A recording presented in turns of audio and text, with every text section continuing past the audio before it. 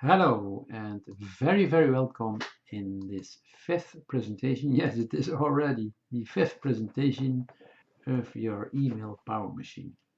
This is about the architecture of your email message. And it is important that you have a certain structure in your email.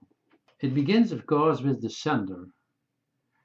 Let's say you see a sender, no reply at joinlive.com.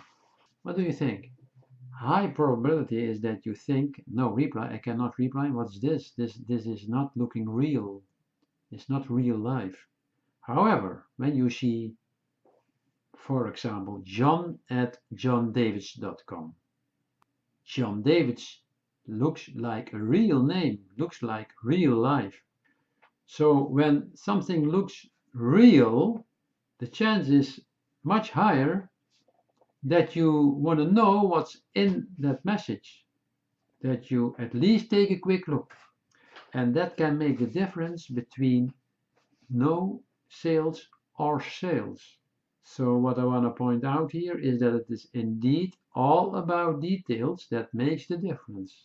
What I said, there must be a certain structure in your email. And I give you here the headlines of this structure, but further on in the presentations and in your ebook, I go more in detail about how to structure on a professional way your email message with great examples and with great email campaigns which brought a lot of money.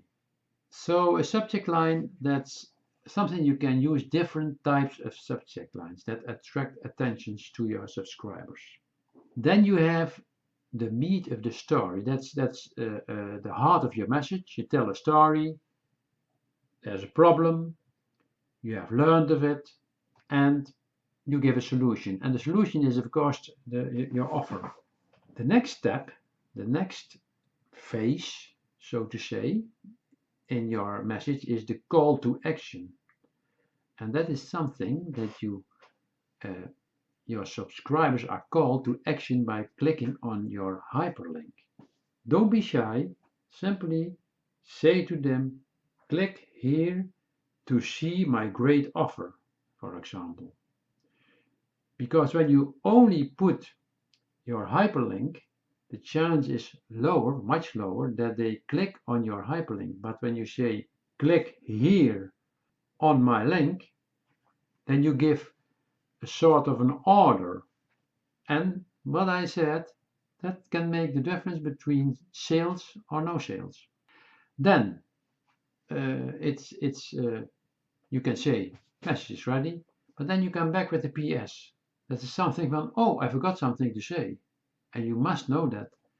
That's the same as you are talking with, let's say, a friend.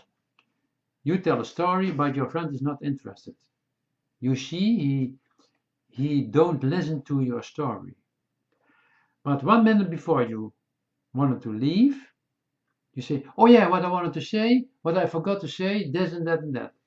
I'm sure that he doesn't forget your last words and the whole story. Maybe he cannot remember it, but the last words, chances are high that he didn't forget your words.